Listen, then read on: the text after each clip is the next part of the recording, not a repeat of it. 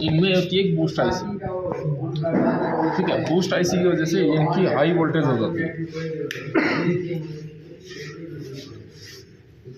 जैसे यहाँ पे एक इंजेक्टर है, ये अलग अलग गाड़ी के अलग अलग वोल्टेज पे चलते हैं। जैसे महिंद्रा के चलते हैं आपके 36, 48, ठीक है, और मारुति के चलते हैं आपके 21 वोल्टेज पे, और जो वॉक्सवैगन के चलते हैं वो कितने पे चलते हैं, 50 वोल्टेज पे समथिंग। ऐसे इनके हाई वोल्टेज ही दिखती है, मतलब 21 हो या 50 हो, तो ये क्या है, ये हाई वोल्टेज है, मतलब ये इंजेक्टर हाई वोल्टेज के है। तब इनको यहाँ पे हमें जो ईसीएम है, ईसीएम के अंदर आपने मॉस्फेट देखे हैं,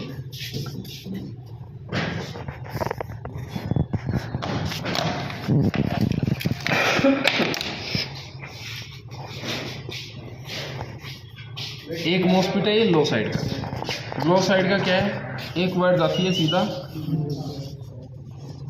इंजेक्टर की इस वायर पे, ठीक है। इसको क्या मिला है, कैपेसिटर लगा है, यानी ग्राउंड, ठीक है। इसको डायरेक्ट नेगेटिव मिला है, ये पॉजिटिव। यहाँ पे क्या है, एक रेजिस्टेंस आती है, ये सीधा किसको जाता है, ड्राइवर आईसी। ये जो ड्राइवर आईसी है, ये इसको क्या करेगी, कमांड, यानी पल्स देती रहती है। यहाँ का नेगेटिव यहाँ से देता है। लो साइड का इंजेक्ट ये मॉस्फेट एक ही होता है, हाई साइड में दो लगे रहते हैं, बूस्ट आईसी और डायरेक्ट।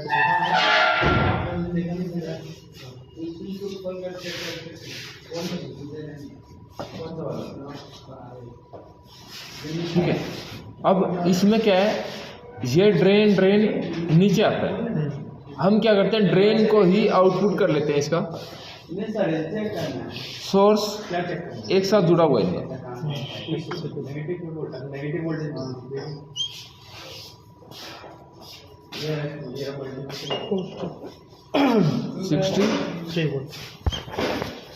थ्री वोल्ट का कुछ लगा है। अब ये यहाँ से होता हुआ ये और ये पिन एक ही होती है, क्योंकि इन पे स्विचिंग होती है तो एक जैसी होती है। डायोड पे।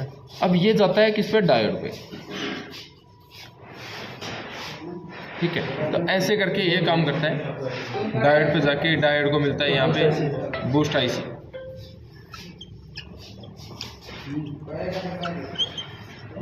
ऐसे ये मिल गया। अब यहाँ से क्या है, इसको यहाँ से सिर्फ इस लाइन में सप्लाई देने के लिए, यानी यहाँ पे 21 वोल्ट हमें देने के लिए बस इसको ऐसा बनाया गया, मतलब ये कंटिन्यू 21 रखेगा। और जो स्विचिंग करेगा वो कौन करेगा, लो साइड। लो साइड इसकी स्विचिंग करती है, हाई साइड स्विचिंग नहीं करता, हाई साइड सिर्फ इस पे सप्लाई दे के रखता है। तो ये चीज़ें आ गई। अब आपको इसको चेक करना है, तो चेक करने के लिए इसको अगर बाई चांस ये शॉर्ट हो जाए यहाँ से, तो क्या होगा, मॉस्फेट जाएंगे। तो ऐसा होता नहीं है। क्यों नहीं होता, ये सप्लाई कट हो जाती है। यानी अगर एक और इंजेक्टर लगा है हमारा, तो उस इंजेक्टर पे सप्लाई नहीं जाएगी, मतलब दोनों इंजेक्टरों पे एक साथ सप्लाई नहीं जाएगी। अब होता क्या है, इसके नीचे शंट रेजिस्टेंस लगती है। आपने यहाँ पे R0 की कुछ वैल्यू देखी है। अब ये रेजिस्टेंस लगी है, और ये रेजिस्टेंस डायरेक्ट किससे लगी है, 12 वोल्टेज के डायोड से। अब ये किसके लिए, शॉर्ट सर्किट को चेक करने के लिए। बाई चांस इस लाइन में अगर कभी शॉर्ट सर्किट हो गया, तो ये शंट रेजिस्टेंस सिग्नल देगी किसको, एमसीयू को। एमसीयू को पता लग जाएगा कि ये शॉर्ट है, तो एमसीयू क्या करेगा, जो बूस्ट आईसी है, बूस्ट आईसी को बोलेगा कि इन पर सप्लाई नहीं देनी, तो बूस्ट आईसी इनको सप्लाई नहीं देगी, मतलब इन दोनों की सप्लाई ब्रेक करा देगी, तो दोनों ही काम नहीं करेंगे। तो इसलिए दोनों की आईसी रुक जाती है काम करने से, दोनों काम करना छोड़ देते हैं इस शंट रेजिस्टेंस की वजह से। ये शंट रेजिस्टेंस ऐसे लगती है, अगर ये नहीं लगी होगी तो क्या होगा, मॉस्फेट उठ जाएंगे, ठीक है।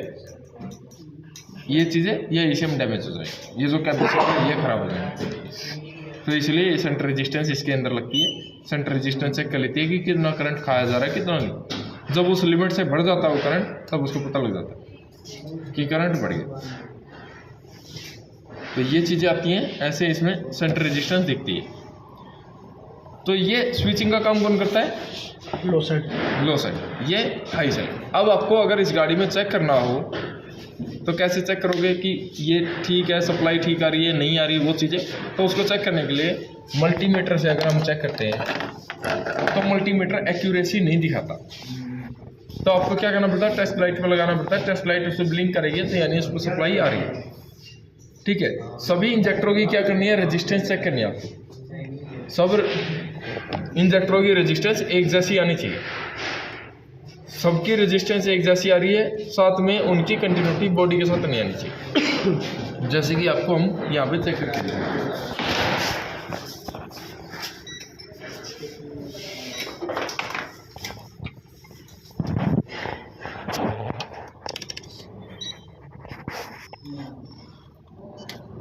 अब देखिएगा, जैसे हमने यहाँ पे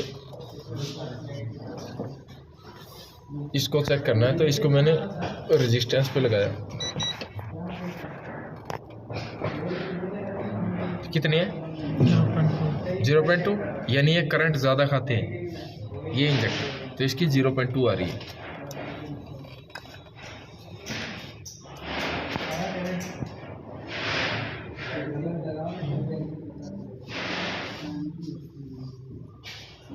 क्या रहा है? 0.2। तो सबका ऐसे आपको चेक करना है तो सबका 0. मतलब कोई ना कोई रेजिस्टेंस मिलनी चाहिए। 0.2 आ गया तो सबका लगभग ऐसा ही आता है। अब आपको इसकी कंटिन्यूटी चेक करनी है।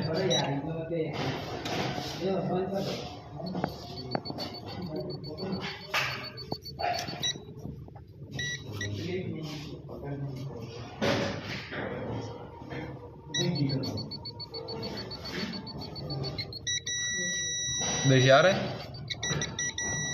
आपको लग रहा होगा ये 0 आ रहा है।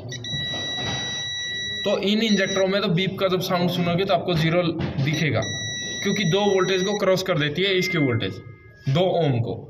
तो आप बॉडी के साथ देखिए, बॉडी के साथ इसकी बीप की साउंड नहीं आनी चाहिए। अगर आ रही है तो शॉर्ट है। किसी भी इंजेक्टर दोनों पिन पे? हाँ नहीं, एक पिन के साथ भी लगा लो, दोनों ही होगी। ऐसे बॉडी के साथ नहीं आनी चाहिए, बॉडी के साथ आएगी तो शॉर्ट है। ठीक है। अब दूसरी चीज़, इनमें हमें चेक करना है कि लो साइड कौन सी है, हाई साइड कौन सी है। तो इनमें अगर कनेक्टर में मैं चेक करूँ तो इसकी हाई साइड के साथ और इसकी हाई साइड की क्या आनी चाहिए? कंटिन्यूटी आनी चाहिए। तो हम इसमें चेक करते हैं कौन सा है कौन सा। ये नहीं है। कौन सी का? जिसमें मैंने लगा रखा था। अब मैं इसके दूसरे पिन पे लगाता हूँ, यानी ये हाई साइड और ये वाला हाई साइड। तो सबके हाई साइड के साथ बीप की साउंड आएगी।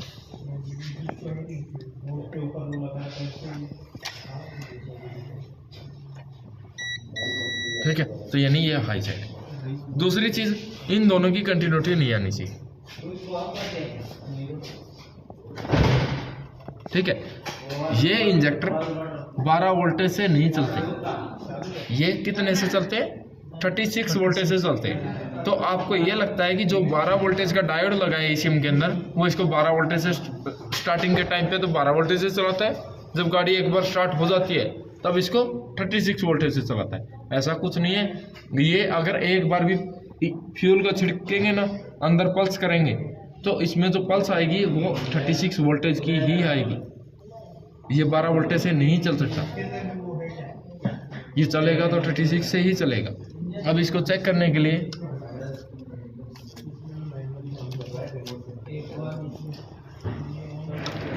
टेम्परेचर सेंसर लगा दीजिए इसको।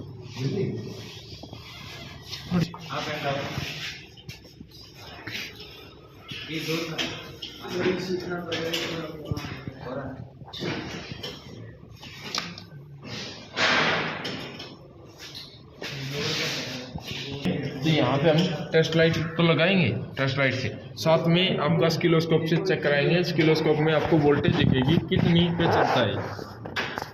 तो वो चीज़ें मल्टीमीटर से